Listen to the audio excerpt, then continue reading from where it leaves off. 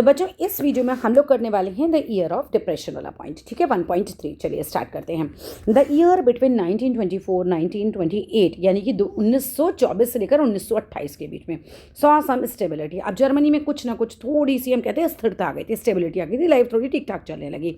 Yet फिर भी this was built on sand, लेकिन ये बिल्कुल रेत पर थी। रेत पर थी मतलब ये बहुत ज़्यादा दिन तक टिकी नहीं, इसकी स्थिरता मानो जैसे रेत पर खड़ी हो। German investments and industrial recovery were totally dependent on short-term loans। जो जर्मनी के में लोग जो इन्वेस्ट कर रहे थे या जो इंडस्ट्रियल रिकवरी हो रही थी, इंडस्ट्रीज जो थी थोड़ा सही काम करने लग गई थी, अब वो तो टोटली डिपेंड थी शॉर्ट टर्म लोन्स पर। लार्जली वो शॉर्ट टर्म लोन्स उन्होंने किससे लिए थे? यूएसए से। अब this support was withdrawn when the wall street exchange crushed in 1929 which is very very important. अब 1929 में वॉल स्ट्रीट एक्सचेंज यानी कि शेयर मार्केट जो होता है यूएसए का, धड़ाम से नीचे आ जाता है, गिर जाता है। और डेफिनेटली जब इनका यूएसए का पूरा शेयर मार्केट ही गिर जाता है तो वो अपना पैसा इनसे वापस लेने लगते हैं। बेसिकली जो भी ये सपोर्ट दे रहे थे वो वापस लेने लग जाते हैं। Fearing a fall in prices. अब लोगों को लगता है शेयर मार्केट का पैसा हमारा डूब ना जाए, people made frantic efforts to sell their shares. तो लोगों ने क्या किया, हबड़ा तबड़ी में एक तरीके से फ्रंटिक एफर्ट किया, यानी कि बहुत तेज़ी से धड़ाधड़ हम बोल सकते हैं इस चीज़ को, अपने शेयर जो हैं वो बेचने शुरू कर दिए। ऑन अ सिंगल डे अगर हम बात करें, केवल एक ही दिन में 24 अक्टूबर की बात है, 13 million shares were sold. 13 million लोगों ने अपने शेयर्स जो हैं वो 13 मिलियन लोगों ने नहीं, हम कह सकते 13 मिलियन शेयर्स जो थे वो बेच दिए गए अलग अलग लोगों के द्वारा। अब this was a start of great economic depression. कब स्टार्ट होता है? 1929 में। क्यों? क्योंकि वॉल स्ट्रीट एक्सचेंज क्रश किया उस समय। जब वॉल स्ट्रीट एक्सचेंज क्रश किया तो उस समय स्थिति इतनी बुरी हो गई कि जर्मनी के जो लोग हैं वो घबरा गए और उन्होंने अपना पूरा शेयर जो है वो बेचना शुरू करा। 24 तारीख की बात है, 24 अक्टूबर की 1929 में, और 13 मिलियन जो है शेयर वो बेच दिए गए। और this was the start of great economic depression over the next 3 years. अब अगले 3 सालों में क्या था? बिटवीन 1929 से 32 के बीच में the national income of USA felt by half. आधी रह गई नेशनल इनकम फ्रांस की, यूएसए की। इतनी बुरी हालत हो गई थी, जो नेशनल इनकम थी यूएसए की वो आधी रह गई। फैक्ट्रीज शट डाउन होने लगी, एक्सपोर्ट फेल यानी गिर कर खराब होने लगा, एक्सपोर्ट भी जो है वो कम हो गया। And farmers were badly hit and speculators कौन होते हैं?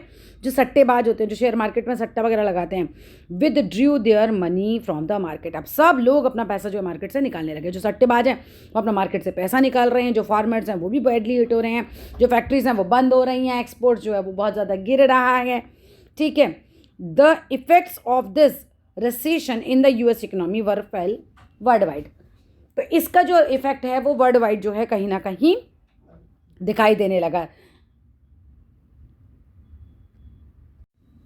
The German economy was the worst hit by the economic crisis. अब जर्मनी की इकोनॉमिक तो बहुत ही बुरे तरीके से, वर्ड्स सबसे ज़्यादा गंदा हम कह सकते हैं, सबसे बुरा जो प्रभाव पड़ा वो पड़ा जर्मनी की इकोनॉमी पे। By 1932 industrial production was reduced to 40% of the 1929 level. 1929 में ऑलरेडी हालत ख़राब है, राइट? 1929 में ऑलरेडी हालत ख़राब है, उससे भी 40% जो है धड़ाम से नीचे आ गई इंडस्ट्रियल प्रोडक्शन। 1932 आते आते वर्कर लॉस्ट देयर जॉब। लोग वर्कर्स की जो है नौकरियां जाने लगी हैं, वर पेड रिड्यूस्ड वेजेस, और उनको बहुत कम वेजेस जो हैं वो मिलने लगे। The number of unemployed touched an unprecedented 6 million. अब जो नंबर हैं, अब मतलब बेरोजगार लोगों की संख्या जो है वो 60 लाख पहुँच गई थी, 6 मिलियन पहुँच गई थी, मतलब 60 लाख पहुँच गई थी। On the streets of Germany you could see man with play cards around their neck saying. अब आप देख सकते हो जर्मनी की सड़क पर क्या हालत हो गई थी स्ट्रीट्स पर, कि जो आदमी लोग थे वो गले में तख्ती लटकाए थे और उस तख्ती पे लिखा था willing to do any work, हम कुछ भी काम करने के लिए तैयार है। अनएम्प्लॉयड यूथ प्लेड कार्ड और simply sat at the street corners. अब इतने लड़के अनएम्प्लॉयड थे उस समय, जो सड़कों पे ताश खेल लेते थे, या आप देख सकते हो सिंपली बस सड़कों के किनारे बैठे हुए हैं और डेस्परेटली, या फिर क्या है कि बहुत ज़्यादा इच्छा के साथ डेस्परेटली लाइन लगा के खड़े हैं at the local employment exchange पर। एज जॉब्स डिसअपियर, जब जॉब्स खत्म होने लगे तो youth took a criminal activities. एक टाइम आया जब बिल्कुल जॉब्स मिल ही नहीं रही, तो मरता क्या ना करता वाली हालत हो गई और क्रिमिनल एक्टिविटीज़ में लोग फंसने लग गए। And total despair became common place. अब पूरी तरीके से सब लोग जो हैं वो कहीं ना कहीं निराश हो चुके थे, असफल हो चुके थे, हम कह सकते हैं। The economic crisis deep in anxieties and fear in people.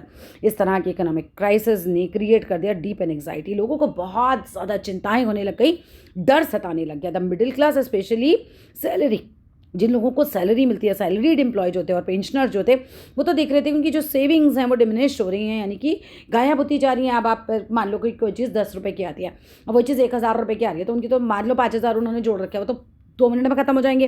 तो उन लोग को लग रहा है कि पूरा उनका सेविंग्स गायब होता जा रहा है। The currency lost its value, currency जो है अपनी वैल्यू को लॉस्ट किए जा रही है, खोए जा रही है। Small businessman, self employed and retailers जो थे वो सफ़र कर रहे थे बहुत ही ज़्यादा। रिटेलर कौन था? जिन दुकानदारों से आप सामान खरीदते हो, राइट, वो रिटेलर होता है। वो सब लोग जो हैं बहुत ज़्यादा सफ़र कर रहे थे and their business got ruined, उनके बिजनेस बर्बाद हो रहे थे। These sections of society were filled with the fear of, इन लोगों के अंदर ये पूरा सेक्शन जो था सोसाइटी का, ये किस फियर में आ गया था?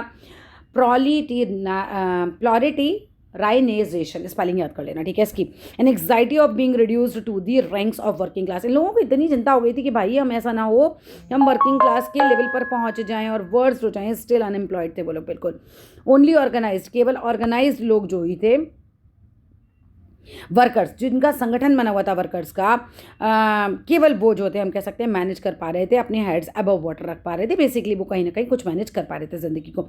But unemployed weakened their bargaining power, लेकिन क्या हो रहा है कि आप संगठित हैं, ठीक है मान लेते हैं आप संगठित वर्कर हैं, अब आप भी कहीं काम करने जाएंगे और वो लोग जो बिल्कुल बेरोजगार हैं वो भी काम करने जाएंगे, तो कितने भी पैसे में तैयार हो गए थे, तो इनकी बार्गेनिंग पावर तो वो और ज़्यादा वीक हो गई। क्या आप मांग ही नहीं सकते? अगर आपको 100 रुपये मांगने किसी काम के, दूसरा 50 में तैयार है, तो आप कैसे 100 रुपये मांगोगे? तो आपकी बार्गेन पावर भी कम होती जाती।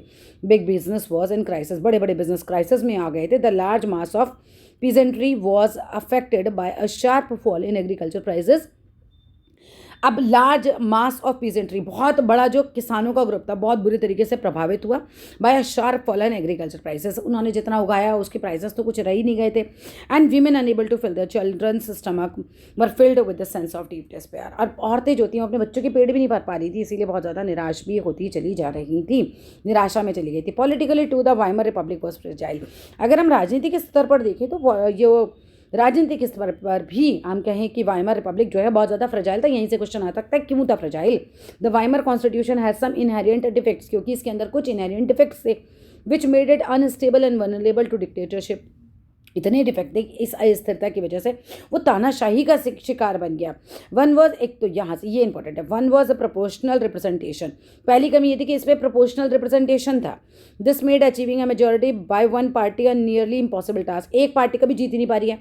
आपने प्रोपोर्शनल रिप्रेजेंटेशन दे दिया और प्रोपोर्शनल रिप्रेजेंटेशन में एक मेजॉरिटी पार्टी नहीं जीत पा रही थी और leading to rule a coalition, इससे मिलीजुली सरकार बना ली जा रही थी, बार बार मिलीजुली सरकार बन रही थी। अनदर डिफेक्ट इसका क्या था? Article 48 which gave the president the power to impose emergency. अब आर्टिकल 48 क्या कमी थी इसके अंदर? ये प्रेसिडेंट को पावर देता है कि इम्पोज कर सके इमरजेंसी, सस्पेंड कर सके सिविल राइट्स को और रूल कर सके बाय डिक्री, अपनी मर्जी से, एक तरीके से हम कह सकते हैं bye decree.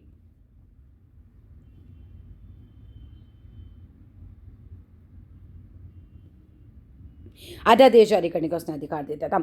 With in its short life, अपनी इतने छोटे से जीवन में वाइमर रिपब्लिक ज़्यादा दिन चल ही नहीं पाया, टिक ही नहीं पाया। उसने 20 डिफरेंट कैबिनेट्स देखे, यानी मंत्रिमंडल डिफरेंट 20 टाइप के इतने से टाइम में ही आ गया, और कोई भी एज एन एवरेज 239 डेज से ज़्यादा मंत्रिमंडल काम ही नहीं कर पाया।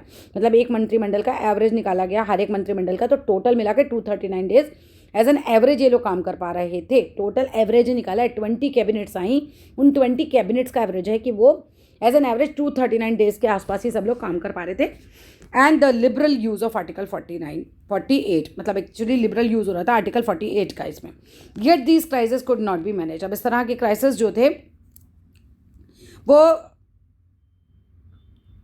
मतलब एक तरीके से क्राइसिस जो थे वो मैनेज नहीं हो पा रहे थे, बहुत ज़्यादा परेशानी हो गई थी। People lost confidence in the democratic parliament system, लोगों ने डेमोक्रेटिक पार्लियामेंट्री सिस्टम से कहीं ना कहीं अपना विश्वास खो दिया था, which seemed to offer no solution, और कोई सोल्यूशन हमारा निकल नहीं पा रहा था। इस वीडियो में इतना ही, मिलते फिर अगली वीडियो में।